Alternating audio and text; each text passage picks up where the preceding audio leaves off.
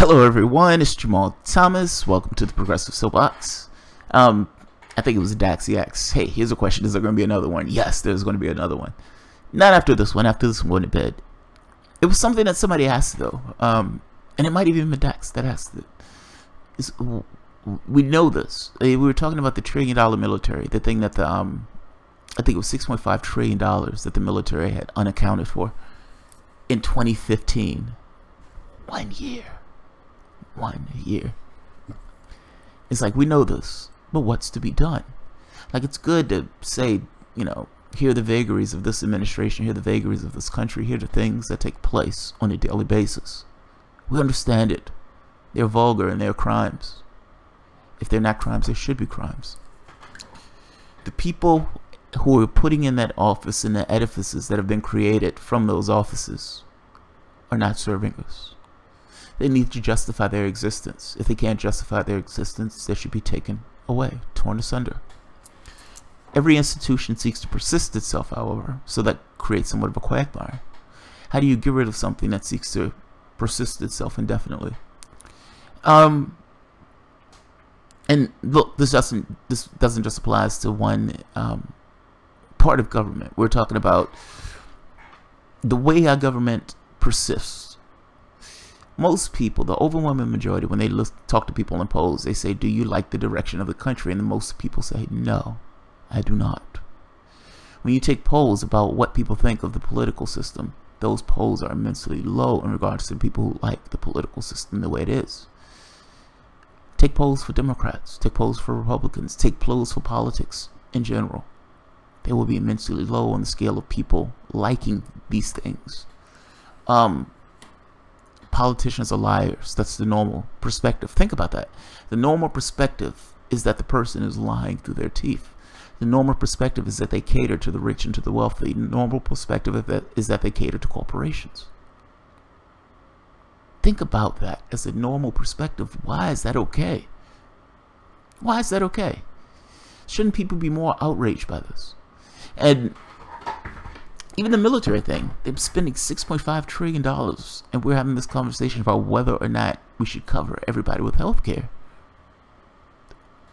Why is there not more outrage with this? There are certain things that take place in our society that divide our society.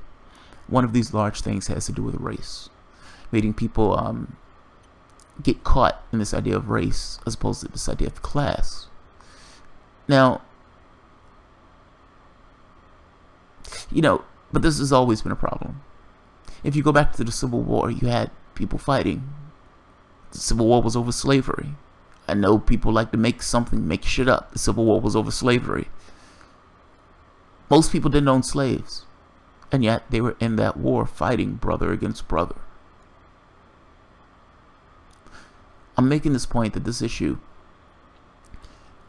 of a divide in society, and that divided society not being able to come to some consensus or some point of view of what needs to take place, has persisted. This is not a new phenomenon. This phenomenon has always been there. Oftentimes you'll find movements, and those movements would essentially shift what the public believes in. But we've missed the one large unifying movement. People's rights. People's rights. Not necessarily getting into the minutiae of politics right off the bat, but just people's rights. Human rights, I should say. A human rights movement. Figure out what the public wants. Just that. Figure out what the public wants. And without any kind of class or, political loyalties or anything else. This is what the public wants. We're just a conduit, nothing else. There is no politics in the sense of politics between left and right in this case. The public wants X. We're just a body trying to implement what the public wants. That's it. Nothing more, nothing less. We may have fights within that apparatus to figure out what the public wants. Fair enough. You may call that politics. Fair enough. But ultimately, what it boils down to is, what does the public want? Clearly, in this case I'm making, what the public wants is not being expressed through the political apparatus. If it is not being expressed through the political apparatus, what is the point of the political apparatus? If politics no longer delivers the things that the public needs, what is the point? Then what's the point of the politics? When they go to protests, oftentimes you have something that's singular. These people are talking about the environment. These people are talking about Black Lives Matter. These people are talking about DACA. These people are talking about Gay Lives Matter. All of you, for the most part, intersect on something. All of you intersect on something. The argument that I will make to you is that capitalism is usually the hub of the issues that you're talking about. This kind of profit motives that's built into things creates certain software that the public functions within. This kind of game space. But that doesn't necessarily have to be a unifying thing in that sense. Again, the unifying thing can be, what does the public want? What does the public want? Everybody is allowed to come in, everybody is allowed to give their point, but at the end of the day, the poll is just, what does the public want? Now, how many people can you get behind something that says, fuck these politicians? They're not working in our interests. What does the public want? That's what we want. Something that can implement political will of the population. Yeah, you're going to still have your parties. But at the very least, this particular edifice, this particular things, has a very singular and sole objective of, we're here to push what the public wants. No more, no less. I guess what I'm trying to say is, you're trying to create a movement. But you're trying to create a movement that's tries to avoid the divisiveness of what takes place in a politics, be it identity politics or otherwise. You can have people in something like that that hates other people who are in that apparatus. The issue becomes a policy driven of what the public wants. We're not talking about the politics. We're not talking about identity or any of that stuff. What do they want? The thing is, politics tends to be further to the left. It's just the way it is. Now, when you have some people who just leaves and says, okay, this place is a little further to the left than I am, probably, yes, those people will probably be Republicans. Well, you have some people from the Democratic side who says, these guys are going against what my party wants. Yes, that's true. You would have those people too. But ultimately, I'm trying to avoid that and just go straight down the middle of, what does the public want? There's more independence in this country than the politics on each side.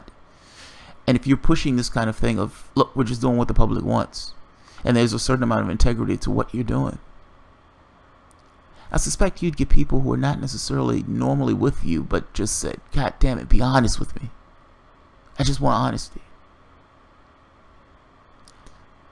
What takes place if you have 3 million people flooding Washington, D.C.? And what takes place when those people are flooding D.C. and it doesn't leave? The arguments that they're coming up with is not necessarily this thing of any specific issue. It's, we don't like you. There's certain things that we need in this population, that we demand in this population, and we don't like the way you're going with this country. At a certain point, there's not enough cops that can take those people away. What happens when there's not enough cops to put people in prison in D.C.? Yes, usually you hear me deride this thing of these kind of protests, but what I'm talking about is not just a singular protest. I'm talking about shutting the system down entirely. It takes numbers for that. It takes people getting behind something that's larger than themselves. Because they acknowledge that the people who are part of it or somewhat have a certain amount of integrity about themselves. Yes, there's a certain brain trust in it that goes and pushes for issues. So it's not this kind of decentralized structure that Occupy Wall Street was. But I don't necessarily believe in decentralized structures, at least not when you're trying to get something done.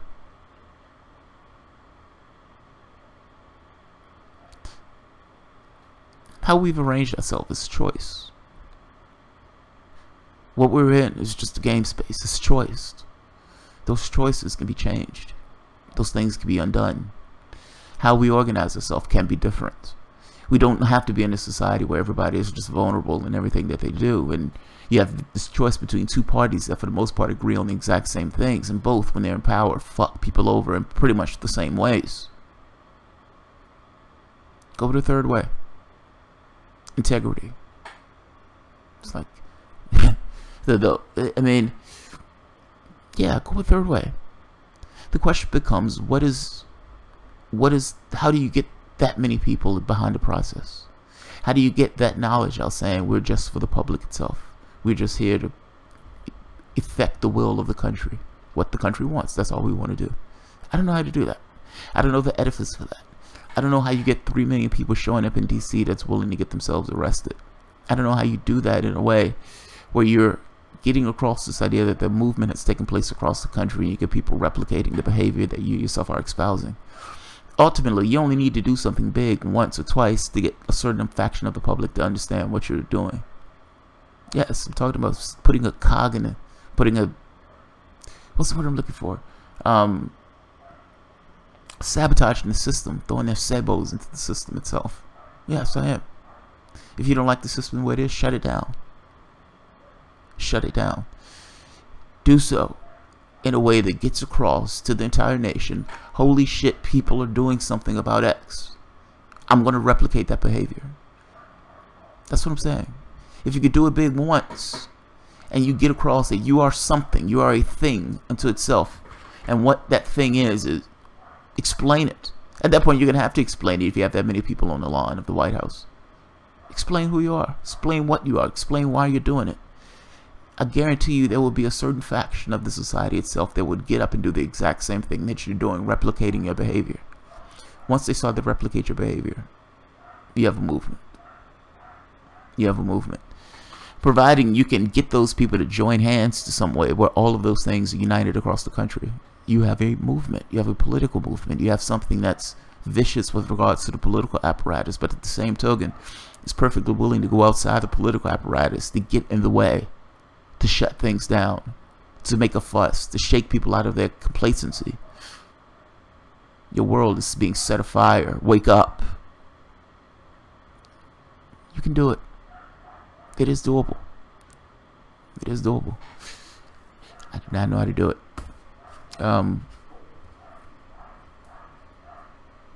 Yeah, that's my 2 cents. It could be wildly impractical. It could be pretty much impossible to pull off to get 3 million people into the White House. It's a country of 350 million, 325 million. What? 1%? You're just talking about 1%. If you have that many people who greatly dislike where this country is going, that vehemently hate the political system the way it is, that can't be tapped. Certainly that can be tapped. That's all I'm saying.